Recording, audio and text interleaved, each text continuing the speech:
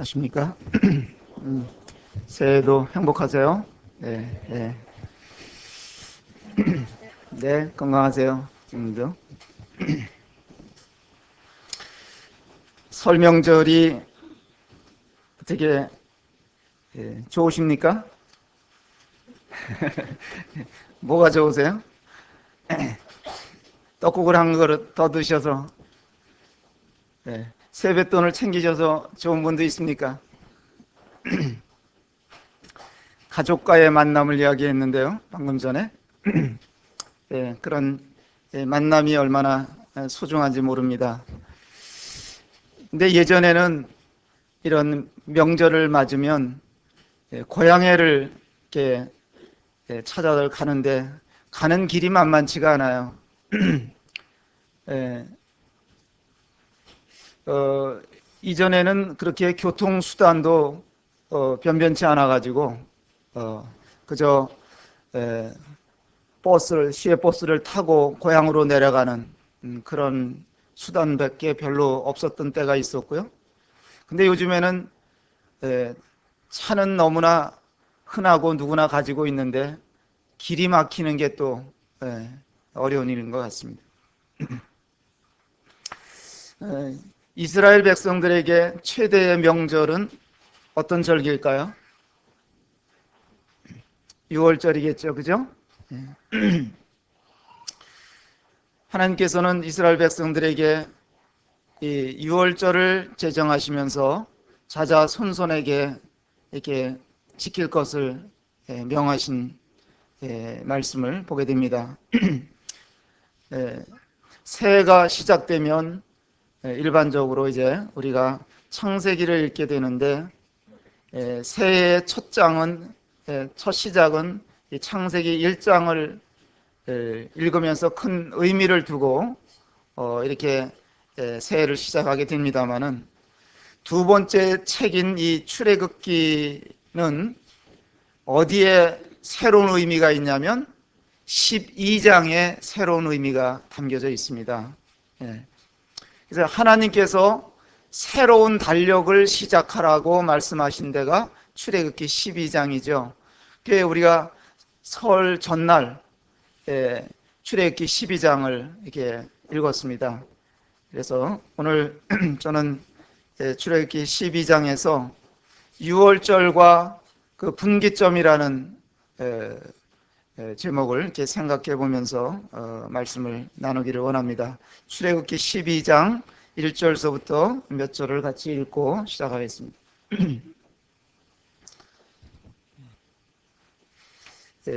수고로우시겠지만 저와 함께 12장 1절로부터 14절까지를 교독해 주시면 고맙겠습니다. 여호와께서 애굽 땅에서 모세와 아론에게 일러 말씀하시되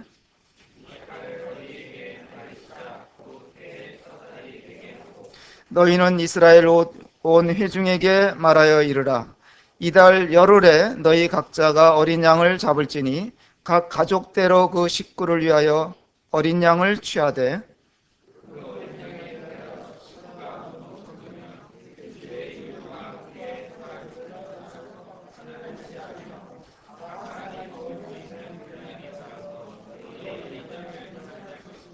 너희 어린 양은 흠없고 일련된 수꽃으로 하되 양이나 염소 중에서 취하고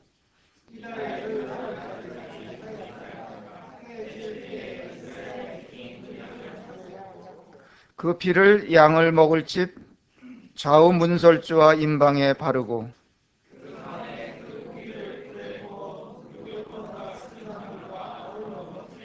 날 것으로나 물에 삶아서 먹지 말고 머리와 다리와 내장을 다 불에 구워 먹고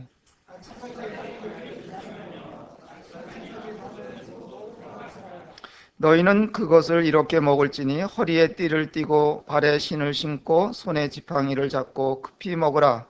이것이 너희의 유월절이니라.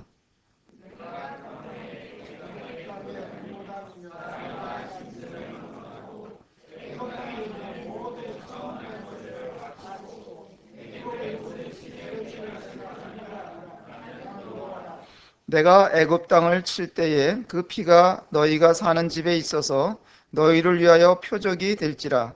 내가 피를 볼 때에 너희를 넘어가리니 재앙이 너희에게 내려 멸하지 아니하리라.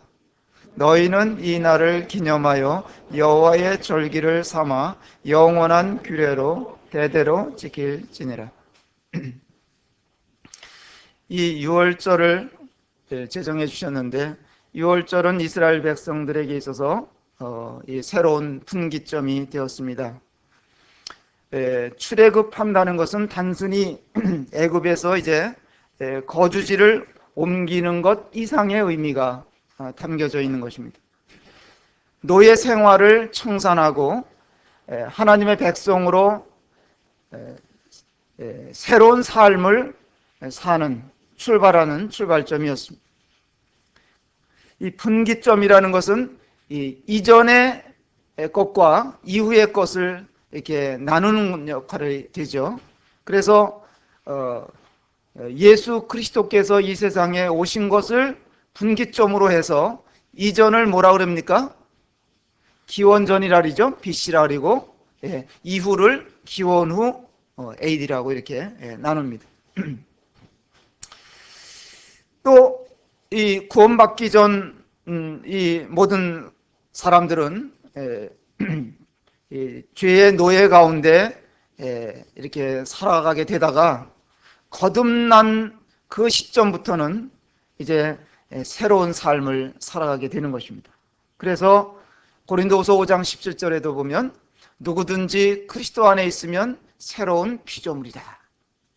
보라, 이전 것은 지나갔으니 보라, 새 것이 되었도다.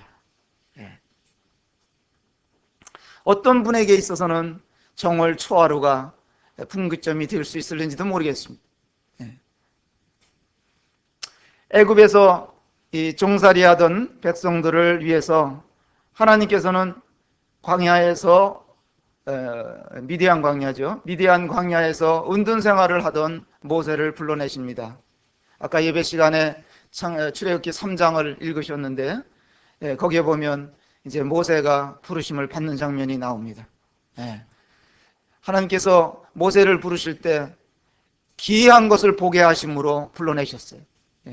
떨기나무 불꽃 가운데 떨기나무가 있었지만은 신기하게도 그 나무가 타서 없어지지 않는 거예요. 모세가 너무나 신기해서 달려가 봅니다. 그런데 하나님의 말씀이 임하는 것이죠. 모세에게 사명이 주어졌습니다. 그래서 모세를 부르신 하나님께서 너가 내 백성 이스라엘 그 백성들이 고난 중에 지금 있는데 애굽에 돌아가서 바로 왕한테 가서 내 메시지를 전달하거라. 그래서 갑니다. 그렇지만은 바로 왕이 메시지를 받았지만 쉽게 그 메시지를 받아들이지를 않죠. 그래서 하나님께서 9가지의 재앙을 연달아 계속 내리실 때마다 내리시는데, 그럴 때마다 바로 왕이 마음을 바꿀 듯 하면서도 바꾸지 않고 계속 고집스럽게 이제 있는 것을 보게 됩니다. 그래서 하나님께서는 그 백성을 이제 준비시키는데 마지막 10번째 재앙이 내리기 직전에 어린 양을 잡아가지고 여기 12장에 있는 말씀 이 내용인데요. 그래서 각 가족 수대로 계산해서 어린 양을 잡고, 그래서 그 피를 받아가지고 우슬초로 가지고 이제 문 임방과 설주에다가 발라라. 그런 이제 말씀을 하시는데, 이것은 훗날에 하나님의 어린 양으로 오실 예수 그리스도에 대한 예표입니다. 그것을 보여주신 것인데요. 6월절의 진정한 의미는 여기 이제 가만히 이제 살펴보세요. 6월절을 그들이 보내면서 그 6월절은 두려운 것이 아니라 어떤 면에서는 잔치였단 말이에요. 그 어린 양의 피를 바르고 그 집안에 있는 사람들은 이제 설레는 가슴을 안고 새로운 출발을 위해서 그 식구들이 모여서 잔치를 하는 분위기였단 말이죠. 예. 그래서 이 유월절 규례는 죄인의 구원을 위해서는 어린 양의 피, 예수 그리스도의 피가 각각의 마음의 문에 발라져야 된다 하는 것을 우리에게 가르쳐 주고 있다고 봅니다. 그런데 이제 첫 번째로 생각하게 되는 것은 하나님께서 맨 먼저 하신 일이 뭐냐? 완고한 이 바로의 마음을 부수시는 거예요. 이게 첫 번째 하나님이 하신 일이에요. 인간의 마음은 참 완고해가지고 웬만해서는 스스로 낮아지지가 않습니다. 깨지지가 않아요. 그래서 바로는 9가지의 재앙을 경험을 합니다. 그럴 때마다 그가 아이고 이거 안 되겠다, 손 들어야 되겠다 하지만 다시 마음을 강팍하게 만들고 그러나 그런 재앙을 통해서 예를 들어서 뭐 9가지 재앙, 뭐 모든 하수가 피로 변하고 이 재앙, 또 뭐 개구리 재앙, 여러 메뚜기 재앙, 우박에 뭐 별별 그 애굽 사람들이 섬기던 그 신들을 상징하는 그런 재앙들을 하나님께서 내리십니다.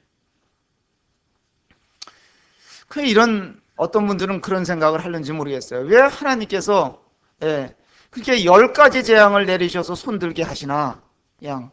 그냥 그렇게 하는 것은 헛수고가 아닌가? 왜 단번에 그냥 요절을 내시지 않고 10가지나 거듭해서 그런 재앙을 내리시냐는 거예요. 그래서 저도 가만히 생각해 보니까 근데 그게 하나님의 은혜잖아요. 어떤 면에서 보면 하나님이 나한테 단칼에 어떻게 하시면 좋겠냐 이거죠. 우리는 늘 잘못하는 일들이 많고 반복해서 실수를 하고 연발을 하는데 그럴 때마다 하나님께서 또 기회를 주시는 은혜의 하나님을 생각해 보게 될 때 감사가 되는 것이죠. 하여간 하나님은 사람들에 대해서 최대한도로 인내를 하시면서 깨닫도록 기회를 주시는 분입니다. 근데 이런 하나님을 사람들이 오해를 하고 잘 모르고 별별 소리들을 다 하는 것입니다. 인간들은 정말 자신을 잘 모르는 것 같아요. 하나님의 방법은 인간들이 마음을 완고하게 하잖아요. 그러면 그냥 그 완고한 마음을 어떻게 하시냐? 더 강팍하게도 하시는 거예요. 바로의 마음을 더 완고해지도록 하나님께 하셨어요. 왜? 그 마음을 완고하게 하니까 하나님이 그거를 깨뜨리시려고 그렇게 하시는 거예요. 최선의 방법은 하나님 앞에서는 일찍 손드는 것이죠. 손들고 나가는 거예요. 사람들은 자꾸 거듭해서 고집을 피우다가 매를 보는 거예요. 그래서 여기 출애굽기 11장의 첫 구절을 한번 보십시다. 출애굽기 11장 첫 구절에 보시면 여호와께서 모세에게 이르시기를 내가 이제 한 가지 재앙을 바로와 애굽에 내린 후에야 그가 너희를 여기서 내보내리라. 그가 너희를 내보낼 때에는 여기서 반드시 다 쫓아내리니 백성에게 말하여 사람들에게 각기 이웃들에게 은금 폐물을 구하게 하라 하시더니 하나님은 이런 대비책들을 다 가지고 계셨습니다. 한 가지 더 재앙을 내리기 전에 모든 사람들이 손을 들어야 하는 것이죠. 오늘날도 사람들은 이 한 가지 재앙을 받고 나서야 손들려고 한다는 그런 것은 참 어리석은 것입니다. 바로와 그 신하들이 끝까지 하나님 앞에 그 완고함을 보이면서 대적을 했지 않습니까? 결과적으로 멸망이에요.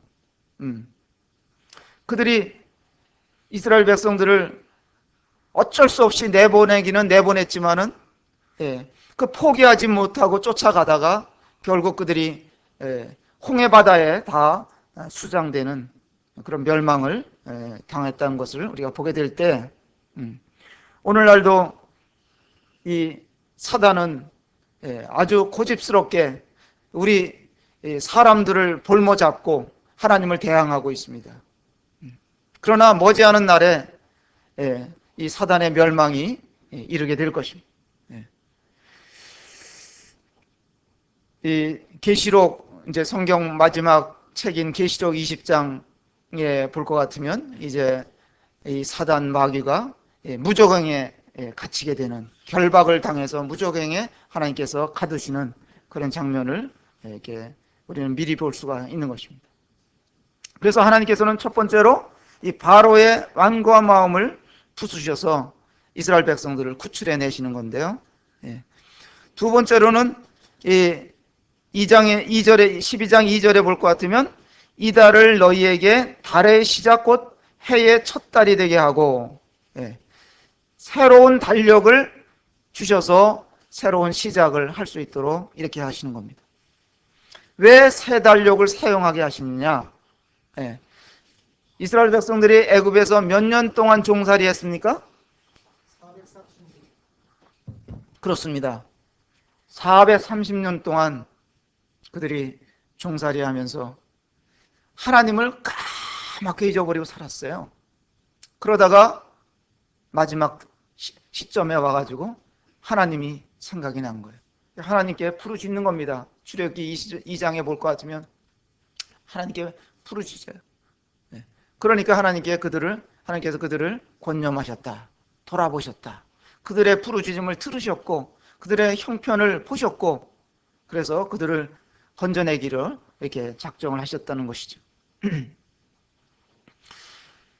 이제 430년 동안 그들이 끔찍스러운 종살이에서 벗어나서, 그러니까 그 430년이라는 것은 이제 뒤로 돌리고 이제는 저들이 새로운 출발을 하는 거예요. 그런 의미에서 새 달력을 허락하신 거예요. 왠지 새로운 출발이라는 것은 굉장히 우리들의 마음이 달라지지 않습니까? 저는 그렇더라고요. 달력을 새로 걸면, 1년을 새로 시작하면 새로 해서 겉장을 뜯어내고 새 달력을 딱 걸면은 마음이 이제 새로워지는 걸 느껴요. 노트도 이제 쓰다가, 큰 노트를 쓰다가 새 노트를 쫙 펼치면은 뭔가 잘 될 것 같은 새로운 마음이 들어요. 그래서 하나님께서 이스라엘 백성들에게 새 달력을 쓰게 하셨는데, 그건 어떤 의미가 담겨져 있나 제가 생각해 보니까, 이제부터는 지난 날에는 너희들이 이 바로, 다시 말해서 사단과 같이 살았다면 이제 새 달력을 쓰면서부터는 내가 너희와 함께 하겠다. 내가 너희를 인도하겠다. 이런 의미가 있는 거예요. 새로운 출발, 주님과 동행하는, 하나님과 동행하는 새로운 시작, 기대되지 않습니까? 그래서 이건 참 그들에게 특별한 의미가 주어져 있다는 것이고, 오늘날 우리들에게도 적용해 본다면 주님이 나와 함께 동행해 주신다, 내가 주님과 함께 새로운 길을 간다, 굉장히 좋은 거예요. 여러분들은 언제부터 새 달력을 쓰기를 시작하셨습니까? 주님을 믿은 다음부터. 새 달력이 없는 사람은 아직도 바로왕, 다시 말해서 사단 밑에서 종살이 하는 사람들이에요. 사단이 사람들을 어떻게 합니까? 히브리서를 한번 잠깐 보실까요? 여기 손을 놓으시고. 히브리서 2장에 보시면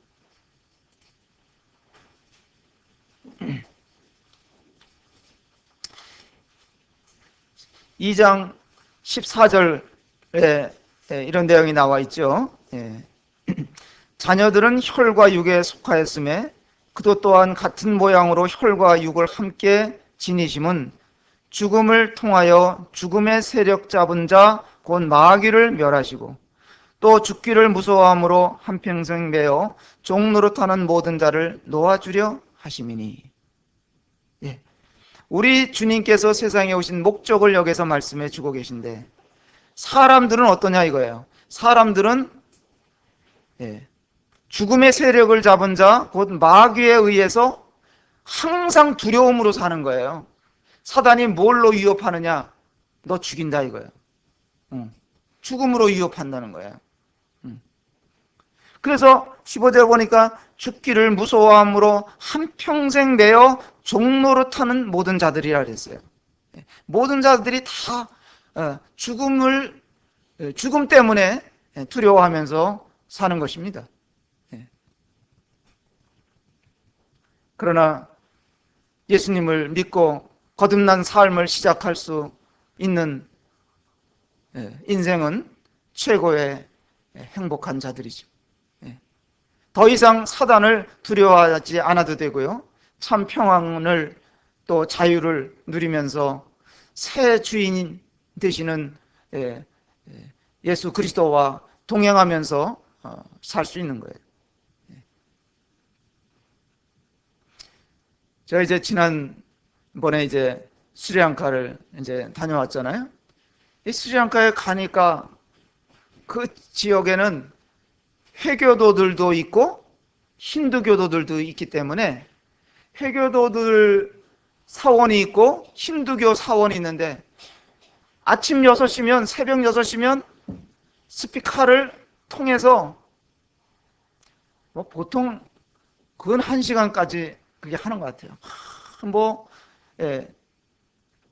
요란한 울림을 내보내는 거예요. 크게 들려요. 잠이 저절로 깨지는 거예요. 맨 처음에는 힌두 사원에서 시작을 해요. 그 다음엔 또 다른 게 들려요. 비슷하지만 다른 게 또 스피커에서 계속 확성기에서 나오는데, 그건 물어보니까 요거는 또 이슬람에서 이슬람 사원에서 내보내는 거래요. 그런데 그 지역에서 기독교인들이 무슨 행사를 하고 찬송을 크게 부르면 저들은 그거 못하게 할 거란 말이에요. 저들은 그냥 동네방네 다 들리게 확성기를 틀어놓고 해대면서 찬송 소리는 듣기 싫어하는 거예요. 이게 세상이에요. 이게 마귀의 세상이에요. 마귀가 세력을 잡고 있는 세상의 모습이란 말이에요. 지금 세상 안 그렇습니까? 이유 없이 믿는 저들이 박해하는 거예요. 싫어하는 거예요. 자기들은 부르고 싶은 노래 다 부르면서 우리들이 부르는 찬송은 저들이 듣기를 싫어하는 겁니다. 그래서 이 무슬림들은 매일 5번씩 꼬박꼬박 절을 하는 거예요. 그 성지를 향해서 절을 하는 거예요. 왜 그렇게 합니까? 두려워서 하는 거예요. 두려워서. 안 하면, 그거 빼먹으면 뭔 일이 일어날 것 같아요. 두려워서 하는 거예요.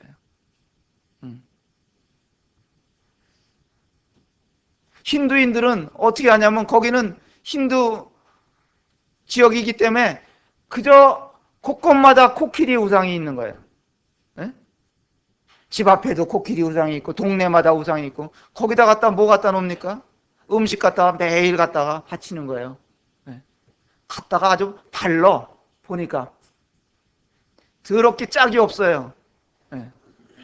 그 자기들은 정성으로 갖다 바나나도 갖다 바치고 카레 비빔밥도 갖다 놓고 말이죠. 물감처럼 해갖고 빨간 꽃을 찢어갖고 거기다가 쳐 바르고 하는 거예요. 왜 그렇게 합니까? 그 우상이 안 지켜주면 자기네들에게 큰일 날까봐 두려워서 그러는 거예요. 먹는 것도 마음대로 못 먹어요. 소가 지천인데도 못 먹어, 그들은. 그거 먹으면 큰일 나니까, 우상이니까. 그 우상을 섬기는 사람들은 거기에 매여서 종살이 하는 거예요. 여기는 그런 우상이 없습니까? 사람들이요, 이사도 마음대로 못해요. 손 없는 날로 한대. 손 없는 날. 사람들은 이렇게 두려움 속에 붙잡혀 사는 거예요. 이스라엘 백성들이 바로 왕 밑에서 거기서 뭐 먹을 것 좀 주면 얻어 먹으면서 시키는 대로 안 하면은 그 십장들이 채찍을 들고 치니까 할 수밖에 없었던 거예요. 여기서 제가 교훈받게 되는 것은 그겁니다. 하나님은 거룩하신 분이에요. 그에 반해서 이 사단은, 귀신은 더러운 영입니다. 사람들에게 공갈을 치고 협박하고 위협해갖고 사람들을 끌고 가는 겁니다. 그러나 하나님은 사랑이시잖아요.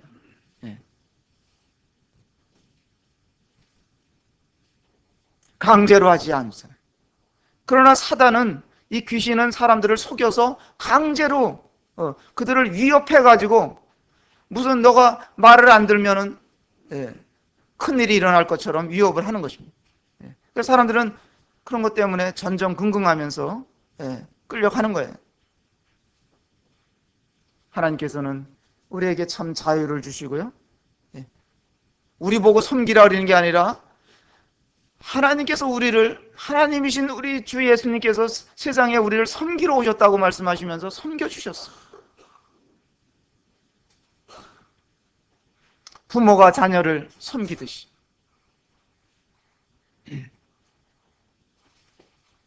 그래서 이스라엘 백성들에게 새 달력을 주셨어요.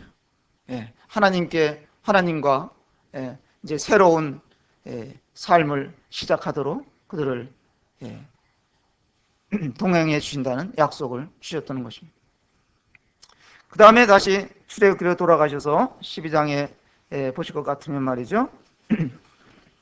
3절과 4절에 보면 너희는 이스라엘 온 회중에게 말하여 이르라. 이달 열흘에 너희 각자가 어린 양을 잡을지니 각 가족대로 그 식구를 위하여 어린 양을 취하되 그 어린 양에 대하여 식구가 너무 적으면 그 집의 이웃과 함께 사람 수를 따라서 하나를 잡고 각 사람이 먹을 수 있는 분량에 따라서 너희 어린 양을 계산할 것이며, 아주 합리적으로 우리 이 집에는 식구가 너무 적으면 옆집 사람과 같이 먹을 수 있도록 잡으라 이거예요. 그 양에 맞게.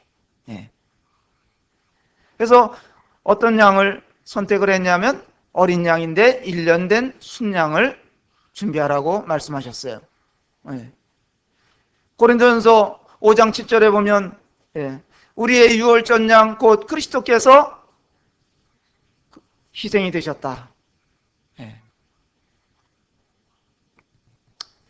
흠 없는 사람이 없죠.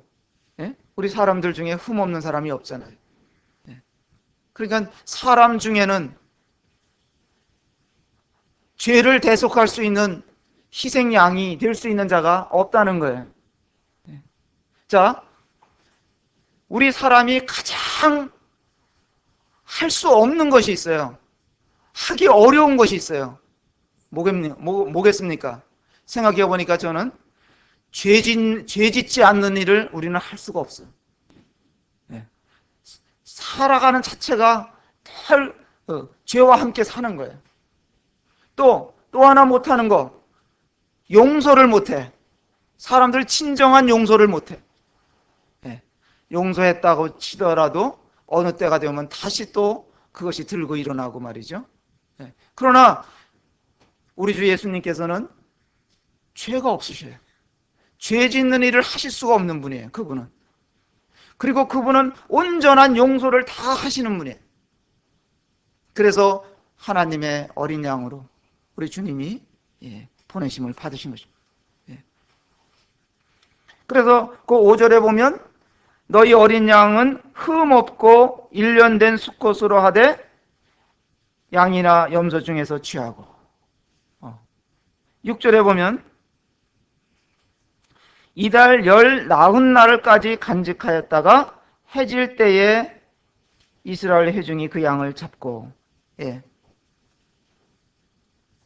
열흘 되는 날에 양을 이렇게 취했다가 이제 열 나흔 날 되는 날에 잡으라 그랬어요.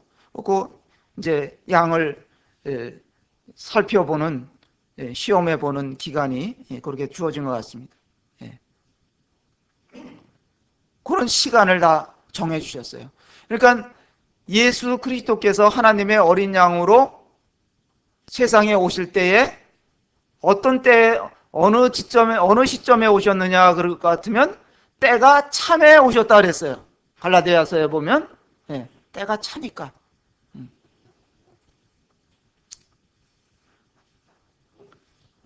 해질 때에 잡으라 그랬어요.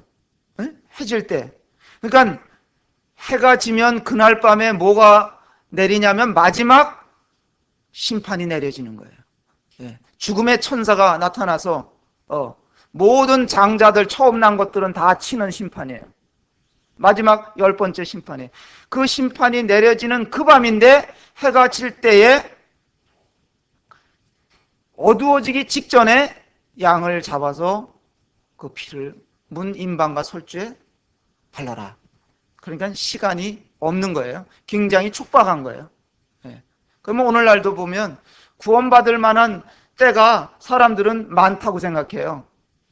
뭐 나중에 내가 죽을 때쯤 돼서 믿지. 그러나 구원의 때는 언제냐? 지금이라고 말씀했어요.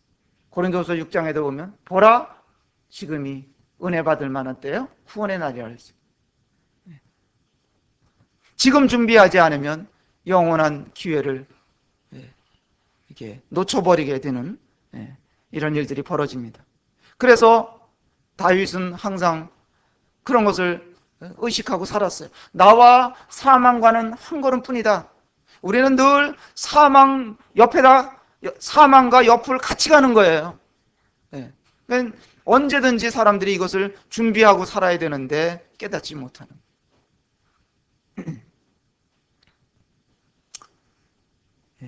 그래서 여기서 저도 이게 또 교훈받게 되는 것은 구원의 근거는 오직 어린 양의 피뿐이다 하는 것입니다. 죽음의 사자가 다니는 밤, 정말 두려운 밤이 이제 임하게 됐습니다. 그 밤에 피를 바르지 않았던 집들은 죽음의 사자가 나타나서 모든 초태생은 다 죽이는 거예요. 그러니까 그 밤에 애굽 진영의 사람들은 다 피를 바르지 않았기 때문에 다 곡소리가 나는 거예요. 아우성이 나는 거예요. 그 소리가 막 들리는 거예요. 얼마나 두려운 밤이었겠습니까? 그러나 피를 바른 어린 양의 피를 받아가지고 바른 그대로 말씀대로 순종했던 그 집은 안전한 것이죠.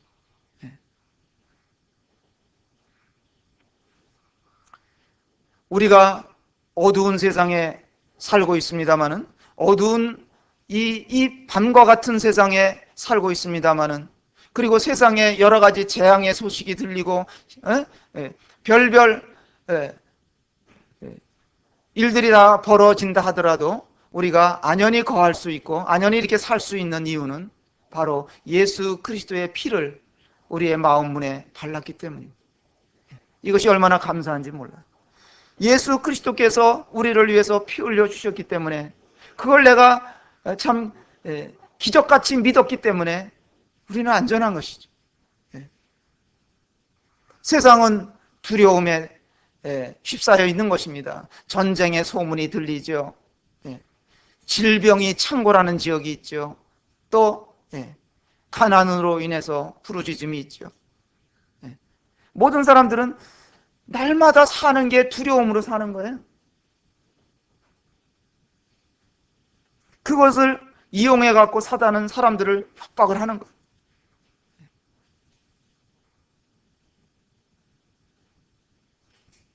유월절이라는 말은 무슨 뜻입니까?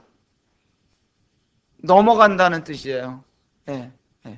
이게 원어를 찾아보니까 패스아브라 그래갖고 넘어간다. 이 패스아브라는 것은 아마 영어로도 비슷한 단어일 거예요. 뭐라 그럽니까? 유월절을 패스오브라 그러잖아요. 여기서 나왔다는 말이 있어요. 언어가 말이 넘어가는 거예요. 뭘 보고 넘어가요? 피를 보고 넘어가는 거예요. 예. 여기 13절에 보니까 내가 애굽 땅을 칠 때에 그 피가 너희가 사는 집에 있어서 너희를 위하여 표적이 될지라. 내가 피를 볼 때에 너희를 넘어가리니 재앙이 너희에게 내려 멸하지 아니하리라. 굉장히 확실한 이런 약속이 되어진 겁니다. 피를 볼 때 넘어간다. 그 다음에 8절 이하에 이제 그 밤에 어떤 일이 일어났느냐?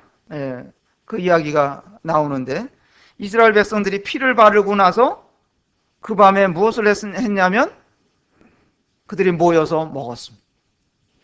양을 먹었어요. 그 밤에.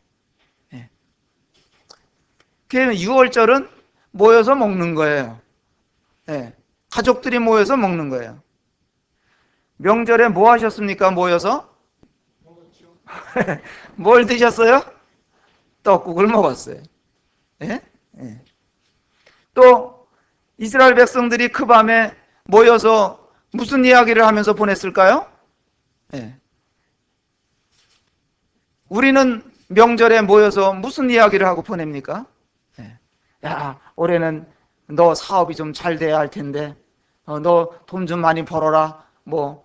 이런 얘기 하는 사람들도 많겠죠. 너 올해는 시집 가야 되지 않느냐, 장가 가야 되지 않느냐, 올해는 건강하기 바란다. 그런 이야기를 사람들은 명절 때 모이면 이렇게 잘 합니다.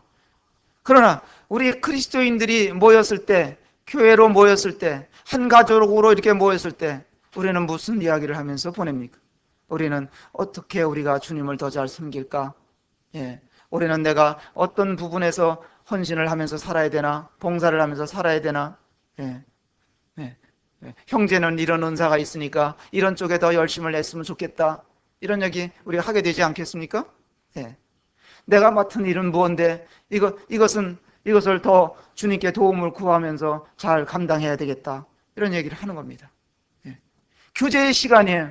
이 이스라엘 백성들이 그 집안의 마지막 밤을 보낼 때에 그런 풍성한 잔치가 있는 거예요. 가족 단위로 그들이 모여서 그들 가운데 차려져 있는 양을 먹으면서, 그것도 불에 구워 먹도록 이렇게 하셨잖아요. 그 다음에 또 뭐 먹었습니까? 양을 불에 구워 먹고 쓴나물도 먹고 또 뭐 먹었어요? 무교병 먹었잖아요. 그죠? 무교병 먹었어요.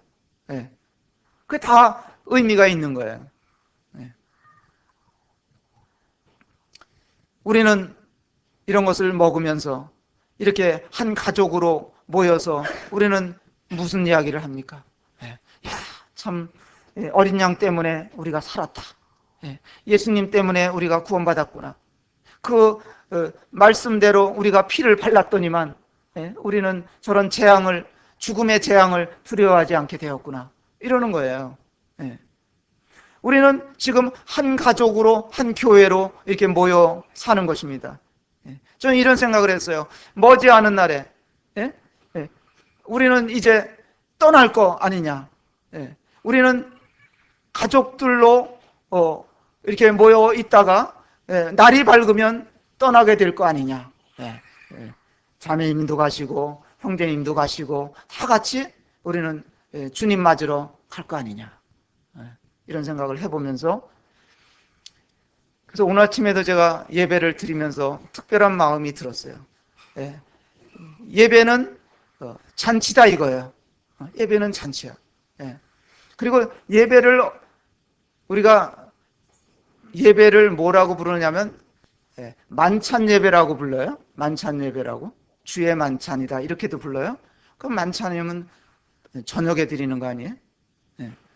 근데 가만히 생각해 보니까 만찬 예배라고 부르는 게 맞는 거예요. 왜 맞냐면 지금 세상 가운데 있다는 것 자체가 어두운 밤인 거예요. 이 밤에 우리가 모여서 예배를 드리는 거예요. 세상의 밖에서는 요란한 소리가 들려도 우리는 이 가운데서 함께 예배를 드리면서 잔치를 벌리고 있는 거예요. 물론 주님의 십자가를 생각하고 주님의 고난을 생각할 때 우리가 눈물도 흘리지만은 한편으로 생각할 때는 우리는 마음에 기쁨이 넘치는 거예요. 예. 부활하신 우리 주님이 하늘 우편에 계시면서 우리를 내려다보고 계시고 그 주님이 공중에 나타나신다는 약속을 하셨기 때문에 우리의 예배는 잔치인 거예요. 영광스러운 그런 부활이 우리 앞에 다가오고 있습니다. 소망 중에 우리는 즐거운 마음으로 이 예배를 드리면서 사는 겁니다. 이스라엘 백성들이 마지막 밤에 함께 가족별로 이렇게 모였다는 것은 말이죠. 굉장한 의미가 여러 가지가 담겨져 있다고 믿습니다. 그들은 우리는 이 시대에 이 교회로 모이고 그 다음에 또 교회로 모이면서도 집회 시간을 통해서 모이고 성도들과 자주자주 모이는 겁니다. 모여서 말씀을 배우고 성도들과 교제를 나누고 정말 즐거운 시간이에요. 성도들이 모이는 곳은 어디든지 즐거운 장소가 되는 거예요. 모여서 서로 격려하지 않습니까? 그 가족들이 한 집안에 어떤 집은 대가족이었을 거예요. 여러 가족들이 모여 있을 거예요. 그러면 그 가족들 중에 저 애굽 집에서 막 곡소리가 나니까 울음소리가 막 들리니까 아이고 겁나서 두려워하는 식구도 있을 거예요. 그런 식구들을 격려하는 거예요. 겁내지 마. 우리는 피를 발랐잖아. 우리가 모여서 서로 격려를 하면서 이 세상을 이 밤을 보내는 것입니다. 말씀을 배우는 것입니다. 성도들과 교제 잔치를 여는 거예요. 결혼식에 우리가 왜 갑니까? 저는 그래요. 저는 물론 그 결혼하는 당사자 축하해 주러 가기도 하지만 또한 재미가 뭐가 있습니까? 가서 누굴 만나요? 아는 친구들을 만나는 재미가 있는 거예요. 결혼식에는. 못 만났던 옛날 성도들을 만나고 말이죠. 옛날 친지들을 만나고 이런 재미가 있는 거예요. 성도들이 모이는 곳에는 사귐이 있는 것이고 사랑이 있는 것이고 서로를 격려하는 일이 이렇게 벌어지는 것이 아니겠습니까? 가족들이 모인 집, 밖에는 정말 요란한 일이 벌어지는 거예요. 애굽 진영에는 장자들이 다 죽어나가고 초태생들이 다 죽으니까 울음소리가 아주 그 밤을 진동하고 있는 건데 꼭 이 세상 같은 거예요.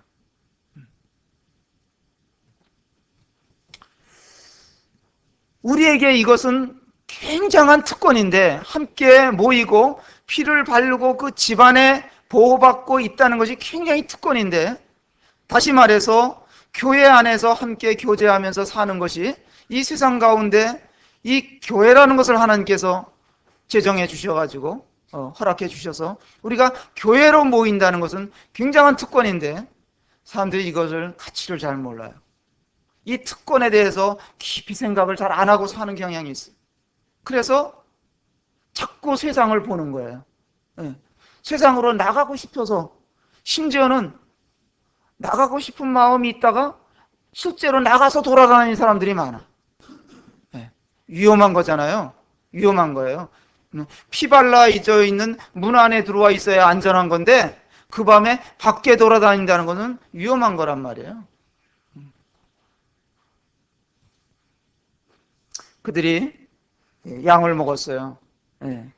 8절 9절에 보면 고기를 불에 구워 무교병과 쓴 나물과 아울러 먹었습니다. 불에 구운 양, 왜 삶지 말고 불에 구우라 그랬냐? 아마 우리 주님의 하나님의 어린 양이라고 이렇게 볼 때에 우리 주님이 정말 불 가운데서 당한 고난을 생각해 보지 않을 수가 없습니다. 주님, 우리는 어떤 경우에 있어 자매님들 찌개 끓이다가 냄비에다가 손가락 조금 대도 굉장히 아프잖아요. 그러니까 모든 상처들 중에 화상보다 더 아픈 거는 없는 것 같아요. 큰 화상을 입은 환자들은 그냥 그 감당이 안 되는 거예요. 얼마나 아픈지 그것은 병원에도 의사들도 어떻게 할 수가 없을 정도로 아픈 게 화상이에요. 주님이 당하신 고난은 그건 우리가 설명할 길이 없는 거예요. 주님 생각하라고 이 말씀이 이렇게 보여집니다. 또 먹는다는 의미가 뭐예요? 우리 요한복음 6장 한번 잠시 살펴보겠습니다. 요한복음 6장에 주님이 그런 말씀, 6장 몇 절에 나와요? 50절 이후에 나오는 것 같은데. 예수님이 뭐라고 말씀하시냐면 51절에 보면 50절에 보면 이는 하늘에서 내려오는 떡이니 사람으로 하여금 먹고 죽지 아니하게 하는 것이니라. 나는 하늘에서 내려온 살아있는 떡이니 사람이 이 떡을 먹으면 영생하리라. 내가 줄 떡은 곧 세상의 생명을 위한 내 살이니라 하시니라. 그러니까 사람들이 수군거렸어요. 지사를 우리에게 준다 이거야? 말도 안 되는 소리를 하고 있다. 수군거렸어요. 그러나 주님은 나중에 설명하시기를 나를 믿는 것이 먹는 거다 그랬어요. 여러분, 어린 양이신 주님을 믿으면 믿고 우리가 이 밤을 보내는 겁니다. 어떻게 먹어야 되느냐? 거기 말씀해 보니까 12절에 보니까 다시 그 출애굽기 12장 12절이니까 그들이 11절에 나와 있죠. 허리에 띠를 띠고 발에 신을 신고 손에 지팡이를 잡고 급히 먹으라. 이것이 너희 여호와의 유월절이다 그랬습니다.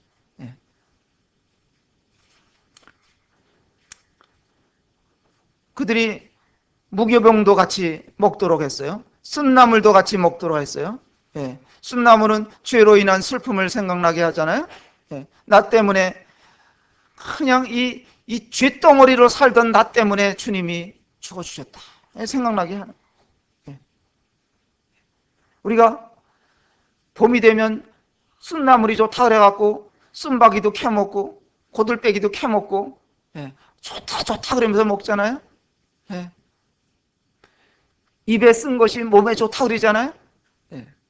우리 주님을 생각할 때, 주님의 고난을 생각할 때 이것이 굉장히 쓴 것이지만 주님은 이것을 함께 먹으라 그랬어요. 무교병을 또 부풀지 않은, 무교병이라는 것은 누룩이 들어가지 않은 부풀지 않은 떡을 이야기하는 것이죠. 죄 없이 순수한 삶을 사신 주님을 의미하는 것입니다. 이런 쓴나물과 무교병을 불에 구운 양과 양고기와 함께 먹도록 그렇게 하셨어요.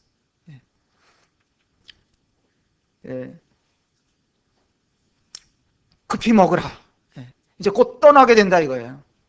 여행 채비를 시킨 거예요. 아침까지 남겨두지 말고 다 먹고 날이 밝으면 너희들은 이제 출발이다 이거예요. 하나님께서 정해주신 가나안 땅을 향해서 그들로 하여금 나가게 하셨습니다.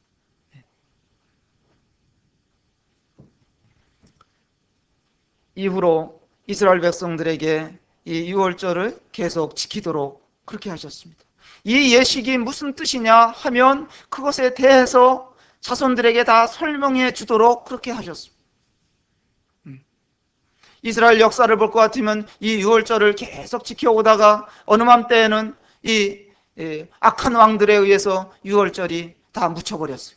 지켜지지가 않았어요. 예를 들어서 히스기야나 이런 왕은 굉장히 선한 왕이었기 때문에 그 아버지가 악을 일삼은 사람이었지만은 이 히스기야가 다시 그 악한 것들을 다 산당을 부수고 그런 것들 다 몰아내고 유월절을 새로 백성들과 함께 지키는 아주 이런 위대한 일을 한 기록을 볼 수가 있습니다. 요시야도 어린 자였지만은 그런 일을 했습니다. 그리고 예수님께서 우리가 요한복음 이제 13장 이후에 이렇게 볼 것 같으면 유월절을 맞이하셔서 마지막 밤에 새롭게 제정해 주셨어요. 떡과 잔을 갖다 놓으시고 내가 이제 너희를 위해서 죽을 것이다. 그러니까 너희들은 이 떡을 떼면서 나의 죽음을, 이것은 내 몸을 나타내는 것이기 때문에 기념해 달라. 또 주님께서 왜 죽으셨는지에 대해서 기억할 것을 분부하시고, 모일 때마다 주님이 오실 때까지 이 새로운 유월절 주의 만찬을 행하도록 우리에게 분부해 주셨기 때문에 오늘날까지 우리는 이 예식을 행하면서 하나님의 어린 양 되신 우리 주님을 기억하는 것입니다. 우리들의 죄가 예수님의 보혈 때문에, 그분의 찢겨지신 몸 때문에 우리가 영원히 안전케 됐다는 것을 생각하면서 주님을 기다리면서 사는 것입니다. 참 이것에 대해서 감사한 마음이 있고요. 우리가 구원받은 이 감격을 잊지 말고, 우리가 이 영적인 밤에 이제 날이 밝으면 떠나야 하는 이런 자들이라는 것을 생각하시면서 생활할 수 있게 되기를, 감격을 계속 유지하면서 살게 되기를 바라고, 그래서 계속 예배를 우리가 소홀히 하지 말고 그래서 예배를 통해서 이 감격을 되새기는 거예요. 우리 강박한 마음은 부서져야 됩니다. 또 새 달력이 사용되어져야 합니다. 새 달력이 사용되어진다는 것은 주님과 함께 동행하는 새로운 삶이 출발이 되었다는 것을 의미하는 것입니다. 또 6월절의 핵심은 교제입니다. 잔치입니다. 우리는 이 하나님의 가족 단위로 모이는 이 안에서 우리가 참된 서로 위로하고 격려하고 두려워하지 말 것을 이렇게 말하면서 세상이 아무리 요란해도 거기에 대해서 신경 쓸 거 없다, 이렇게 하면서 살아가는 것입니다. 주님이 오신 날까지, 또 주님이 오시면 우리는 이 세상을 떠나게 될 것입니다. 이것을 기억하면서 오늘 교훈을 받은 것을 나눴습니다. 다 같이 기도하고 마치겠습니다. 은혜로우시고 자비로우신 아버지 하나님, 이렇게 이스라엘 백성들에게 하나님이 어떤 일을 행하셨는가를 기억하면서 또 오늘날에 우리까지 생각하셔서 하나님의 어린 양이신 우리 주 예수님을 보내주실 것을 약속하신 대로 또 세상에 주님 오셔서 이 모든 일들을 다 감당하시고 우리를 영원히 안전케 해주신 것에 대해서 감사를 드립니다. 이것을 우리가 무슨 말로 이 은혜에 대해서 다 표현할 길이 있겠습니까? 또 우리가 무엇을 한들 하나님의 은혜에 보답을 할 수가 있겠사옵나이까? 그럼에도 불구하고 저희들이 주님 오신 날까지 주님의 말씀을 순종하여 살기를 원하오니 연약한 저희들을 붙들어 주시고 세워 주시옵기를 간절히 원하옵나이다. 한 주간을 또 주님의 은혜 안에 잘 보낼 수 있도록 도와주시기를 간절히 원하오며 이 모든 말씀 우리 주 예수님의 이름으로 감사하고 기도합나이다. 아멘. 그렇습니다.